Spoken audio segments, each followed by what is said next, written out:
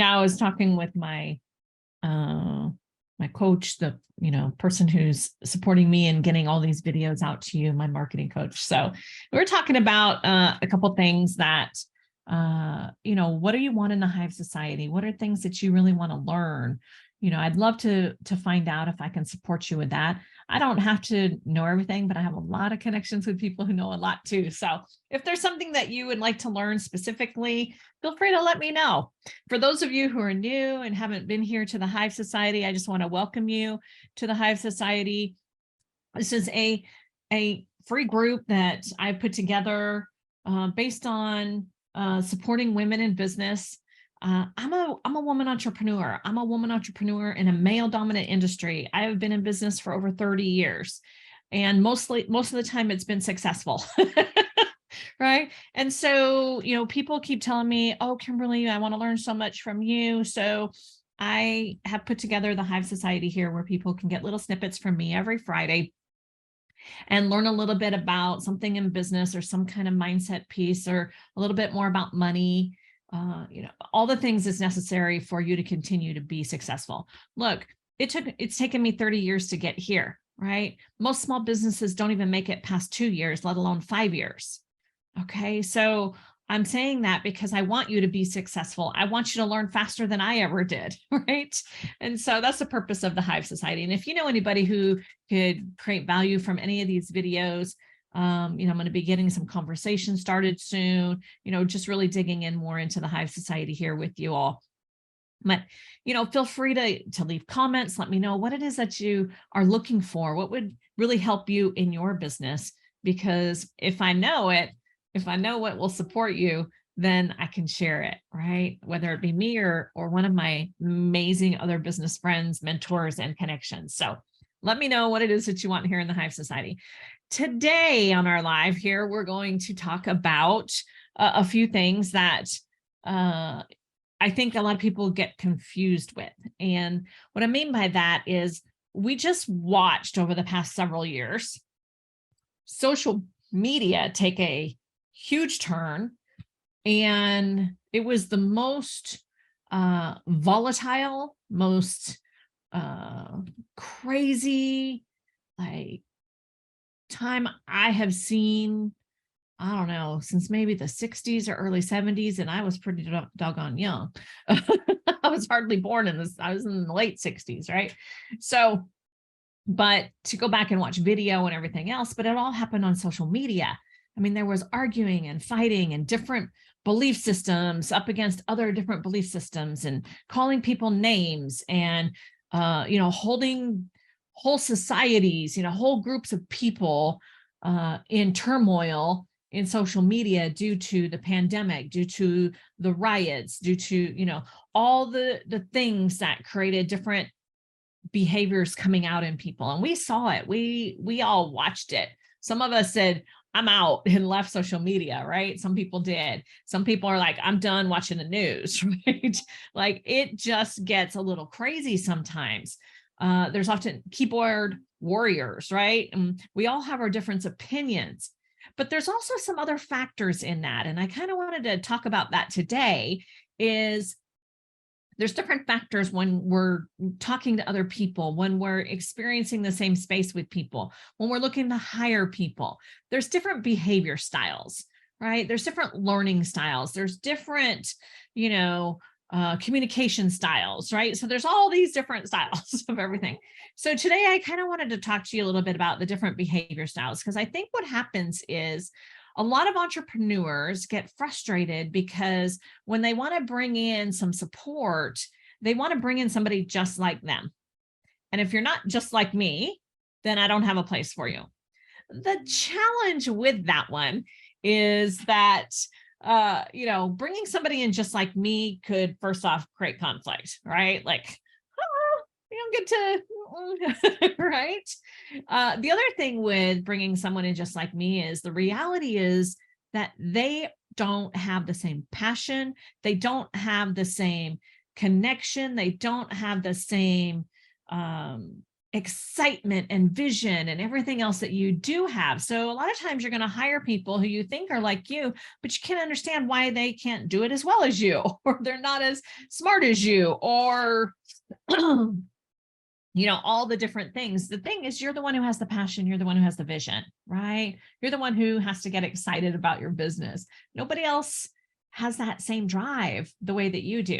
So be cautious if you think that just hiring somebody who's just like you is going to be the best thing for your business. Could it be? Absolutely. And it might not be. So you got to look at all sides. I talked about in the opening of this is like, there's a DiSC behavior profiles, right? And I'm sure most of you have heard of DiSC. I'm DiSC representative. I can handle getting you a DiSC profile done, all of those things. And I believe in the DiSC program. But it doesn't have to be that complicated. Okay. DiSC, are you dominant, right? That's the D. I, intuitive, are you much more out there and, just really, really paying attention to, the world around you as in for you, right? And I try to look at them as, bring them down more to a more conversational, title, right? So D that in the DiSC is much more, you're dominant, you're a controller, you're matter of fact, let's get this done, very task oriented, right? They're often high paced, right? And they're very task focused. The I is somebody who is also high paced, right? Fast paced. I always say it's the I because they're kind of the people that says, it's about me, look at me, it's I, right? But they're very relational, very, very much a relational connection. They want to have good relationships with people. They want people to like them, where the dominant person doesn't necessarily care if people like them, doesn't necessarily care if we need to be besties in order to get things done, right? What they really are is like on a mission, right? Where the I's, their mission is, let's connect with as many people as possible, right? Build that relationship. And yes, there's a balance between the two of those, right? But a lot of times people get stuck in, no, I'm just this way and I'm just this way, right? And really there's a huge balance, and that's the great attribute at the end. But think about that. Are you more fast-paced? Are you more fast-paced and task focused, or are you more fast-paced and relationship focused, right? And then there's the S and the C, right? The S I call more the supporter, the very soft-hearted, they're very relational, just like the I, right? They're very relational, but they're much more moderately paced, and they have their feelings are much more attached to their connections, right?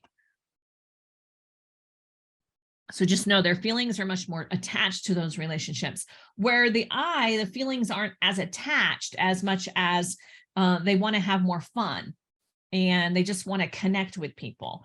So again, there's both of them are very relational, right? One's just more fast paced, one's more moderately paced, one's more emotionally connected, and one more is like community connected, right? They just want the big communication, the big community and all. And then there's the C in there, and that's the analyst. That's the person who wants the facts. They're again more moderately paced, and they are much more task focused. They want to know what the facts are. They want to give you the facts. These people are often the procrastinators because they never have enough facts to make a really good decision, right? But they're also the people that if you need the facts, they've got them, and they'll be accurate. They'll be accurate with as much information that they have, right? They're very committed to that. They're very committed to the task of accuracy, right? And so when we think about where we are normally in business or in our lives, in our relationships, sometimes these can conflict with somebody else. Like the dominant person, the Mrs. Bossy Pants, right, can have a conflict with the person in the other corner, bottom corner, that says like, they're very soft-hearted. They're very much into building those emotional relationships, where the person up here, it's not about emotion, where this person down here, it's about that emotional connection, right? And so sometimes the two, like, they'll butt heads, right? And then the same as you have, the high energy person over here who's about connection, but connection in an overall bigger picture with the person who needs all the facts, right? So the person who needs all the facts is not about building those community. I want accuracy. I don't care if people like it or not, right? They want the facts. And so sometimes these two will butt heads. A lot of times, they'll have the butting of the heads of the two high-paced people. And that's because one's like, hey, I need this task done. Yeah, but I need to build these relationships first, right? And then at the bottom is, hey, I need this information, but no, I need you to hear me. I need you to listen to me. I need you to care about me. And then I'll get you the information, right? It's not good, bad, right, or wrong. All of them are phenomenal. And in business, what happens is we're like, oh, I don't want that kind of person on my team because they slow me down. They make, I don't need to deal with emotions, right? And the truth is the emotional people are like, I don't want that bossy pants. They're going to try and boss me around, try to tell me what to do in my business, right? Well, the truth is that they truly can come together and all work together. And the more that you can create a diverse community within your business, the better you are, right? I know it sounds crazy, but it's not. I know I've been practicing this for many, many, many years, and I hire people based on what the tasks are needed in the job and what emotions need to be for customer service and everything else. I want a well-rounded community within my company because all of them bring great pieces to making a well-rounded company. So think about for you, if you're hiring people, if you're looking at, what you want to do, then you have to remember that diversity is a good thing. And I'm talking diversity in everything, right? But, today I'm mainly focused on diversity in behavior styles, right? Is you really want to make sure that you bring more people in. Look, when you go out, let's say you don't need to bring people into your business, but let's say, for example, you're in direct sales, network marketing, you're selling a product specifically, you're not selling a service. The same thing applies, right? You got to know what connects people to you so that you can sell to them.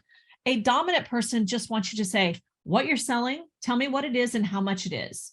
Okay. They're not asking for you to tell them how much it is because they're trying to figure out if they have enough money. They just want the facts so they can make a decision, right? They just want to know what it is, how much is it, when do I need to get you the money by if I choose to buy in. Just that simple. So if you're talking to a dominant person when you're trying to create sales, right, but you're talking to them from an emotional point, they get bored, they get frustrated, they want to walk away. You've lost their interest, they're out. Okay. If you're talking to somebody who, with them, you just like, hey, I'm either going to sell it to you or I'm going to sell it to your competition. And they're like, oh, well, in that case, right, let me pay attention for a minute, right?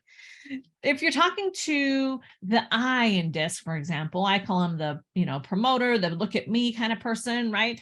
Remember, they want to build community, big community, and they're very fast paced.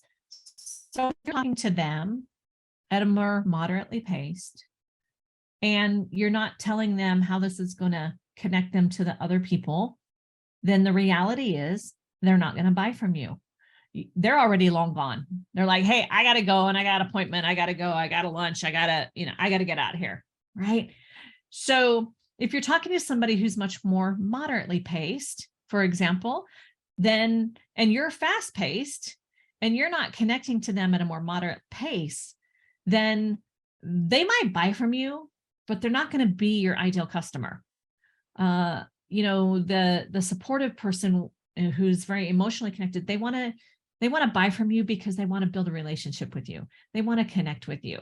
And if you're just about here's a sale, buy, thank you, ma'am, goodbye, right? Then you're not going to build a connection with that person. You're just not. And they're going to feel hurt later, like they got duped. And then they stop trusting other people in your kind of industries, right? Your kinds of products. Your analytical person, they want the facts. They want to know what the warranty is. They want to know how you use it. And if you're just telling them, hey, just do this and you'll be fine, they're like, nope, I don't trust you. I don't have all the facts. You can give me the deets.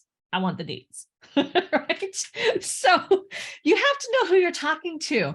So one of the things that I feel that I'm really, really good at, my husband tells me I'm very good at this, and other people have told me I'm very good at this. So I'm trusting those people as well.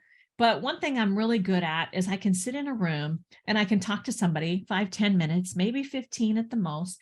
And I can figure out pretty quick by the way that they're talking, either they're fast paced or they're more moderately paced, whether they're focusing on how I feel or how I think, things like that. And I can tell pretty much what quadrant they all are in.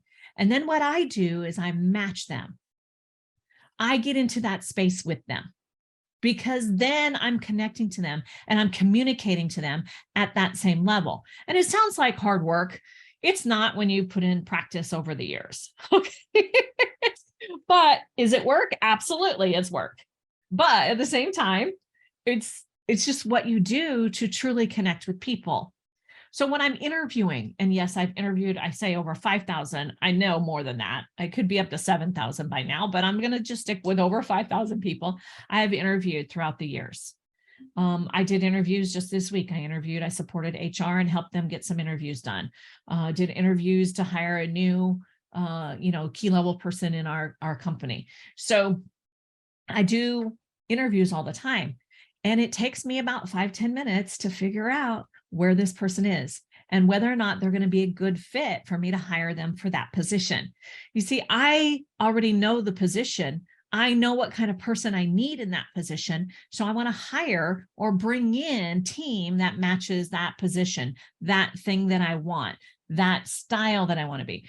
I was talking to my husband just last night, right? We were watching a TV show. We have a weekly TV show that he and I watch, and we were watching this TV show, and this wonderful, beautiful woman comes walking in, and she is very much, I would say, in the, the high eye, very much look at me, and very much, like out there, right? And I was telling my husband, like, God bless her, right? And he's like, what do you mean? I'm like, to be that woman, to be how she is, to be who she is, to be that loud and proud of who she is and everything else, like, that is totally not me. And he goes, nope, that is not you. And so I was like, nope. And, and sometimes I say, God, why didn't you give me some more of that? Right. So that I could just be bold and audacious and, and just out there. And my husband says, he's telling me, he's like, the only thing that you're really out there with is your car. Your car's a little out there.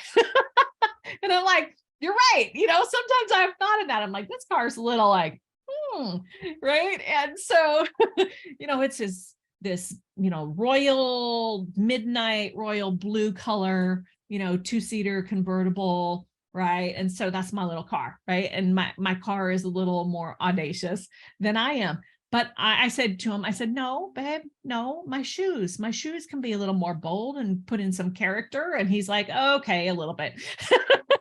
But the truth is, that's not how I'm designed. It's not who I am. And when I try to do it, I fall flat on my face. It's just not me, right? Doesn't mean I can't step in there every now and again, right? But, we were just having that conversation. There's nothing wrong with any of those spaces, right? You can be envious of people in the space that you want to be, or you can bless them, say, bless them, God bless them. I'm glad they can do that. Like, because I can just go, I can celebrate it with them. So think about the people you want in your life, and maybe they're different. Maybe they're from one of these 4 behavior styles, and under stress, they're a little tighter in there, right? Can you bless that and just like go, how can I put that in my business? I have an audacious gal in my office, right? Like she's a go-getter. She's like, boom. She's in your face. She's loud, and God bless her. Right. And I have quiet people. Just let me get in there. Let me get to work. Let me run the numbers, my analytical people. Just give me the facts. Okay, these facts aren't matching up. Let's talk about this, right? I have the people that are the emotional ones. Like, tell me what's going on. Like, how are the team doing? How are they doing out in the field? Have you connected with them? Oh yeah, this is some challenges that's going on in their family. Like, what are those things? And I have the people, and it's not just me, people who are, hey, this just needs to get done. I'll be truthful. I will be honest 100% of the time on this. Like, I am a total task-based person. Relationship is challenging for me. I own that. I know it, but it doesn't mean I don't try. It doesn't mean I don't continue to do better at it. It doesn't mean I don't continue to strive to be better at it. I just know that, if I'm in stress, like, the relationship is just like, that's not what this is about. This is the task at hand. Let's get it done. Right. So I own that. Right. And so sometimes people don't want to connect with me because they know that I will hold people accountable 100% of the time when they ask me to, because that's who I am, because that's my best giftings. Right. But it doesn't rub everybody the right way. But at the same time, there's a spot in the middle of all four of those places, all four of those different behavior styles that I've talked about. The very dominant, the very party animal, right? The very emotional person, the very analytical person. There's a little spot in the middle where all four corners meet. And that's the best place to be. And I strive each and every day to find myself in that space by connecting to people in each of their quadrants. And that's a challenge, I would say, for you, because if you do that, you'll have more people to connect with. I have a lot of wonderful friends. I have a lot of people I have built relationships with, okay, because I've chosen to do it, even though it's not my strength. And I have a lot of people who are like, Kimberly, she's just bossy. And I put my bossy pants on today. I'm walking in with my bossy pants. Y'all better watch out. Like, I give them fair warning. Right? My team will laugh at me. One of my employees bought a yield sign, the yellow yield, triangle yield sign, and put it on my door. And it says, what did it say? It's like Office of the Queen Bee. And it's got this big bee on it. And yeah, we all know I love bees, but she put that on there. And every now and then there's a little sticky note on it. And it'll say something like, the queen bee is in, or the killer bee, or, and they're telling me, in essence, like, they're judging where they're seeing me in that day. And it has become this kind of fun little thing, but it's also a great place for me to go, this is how they're seeing me today. Do I need to make any adjustments? Right. So just know that there's different behavior styles that you just play in it. You connect with people, you find out what it is, how you can all come together and meet together.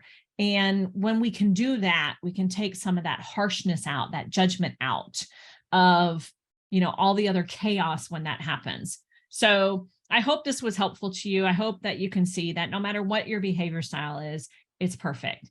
Don't get caught in it. Anything done too well, or, any strength overdone becomes a weakness, right?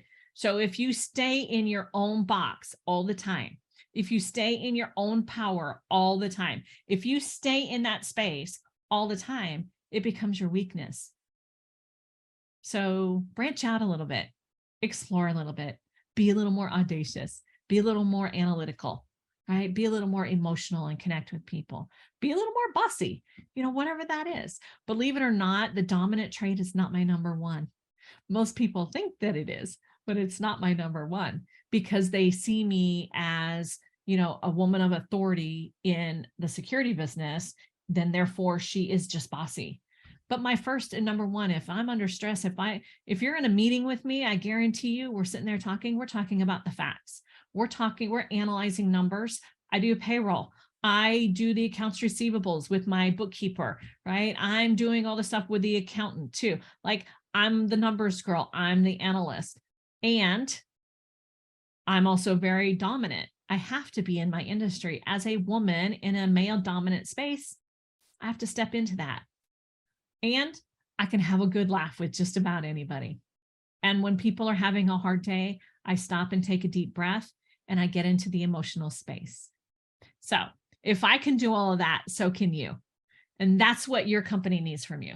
It needs you to find people who are really good at different pieces. I need a good emotional, relational person to be my customer service representative.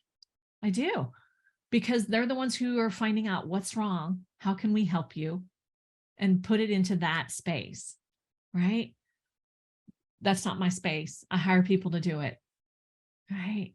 So I hope that's helpful. I look forward to hearing if any of that was helpful to you. Have a wonderful weekend, and I will talk to you next week right here at the Hive Society. And if you want more information about how to get into the membership of the Hive Society, let me know, because there's so much content in there, so many workshops in there, and I hope that if you want more information on that, just let me know. All right, have a wonderful week.